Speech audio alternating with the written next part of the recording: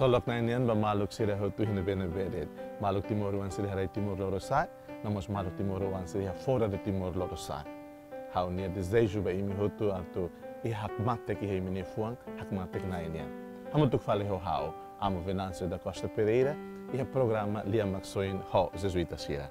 Maluk do sira, ita toona ba domingo, badala ronulu resing hard. Domingo, dia 12 de setembro de 2021. Leitura stolo Beitarona, e domingo da hoje, primeira leitura, mais o livro do profeta Isaías Nian. Isaías, capítulo 50, versículo 5 até 9a. Mais, segunda leitura, mais o São Tiago na carta, Tiago 2, 14 até 18. E Evangelho Horácio, mais o Evangelho São Marcos Nian. Na boa direita, ita rona esse evangelho da hoje, mas ita vele tama kalian liu tamba evangelho da hoje furak tebes. Ni bem mak hau vele dihan katak iha sensu ide sentimento ide katak Jesus hakarak revela ni amba ni discípulos sira atu koko sira katak sira tene dunia kalai. Niane basira se.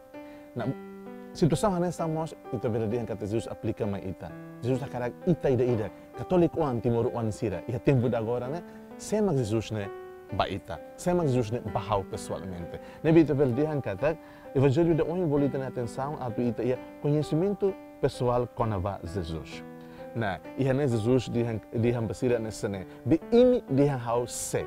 Na Pedro makatan, ita bot mak Mesias, Jesus bandu sira atu na belah tete também maselo. Mas be ia dialog tum mai krai ia Evangelho da hoje ne muskulia com a nessa justa, se imi hatene ona hau, então ele dihan, maruma hakara tuir hau, se hakribi ni ang rasi, se simuni cruz, hodi la tuir hau. Basa, manave hakarak soi ni moris, ni se lakon moris ne. Mas be manave lakon ni moris, tamba hau, no tamba lia fon dia, idane se soi tuni ni moris. Furak tepteves. Katak, ia conhecimento pessoal ba Jesus, ita tem que atender semak Jesus. Jesus identidade ne halmusano uinsa. Tem que ir conhecimento pessoal.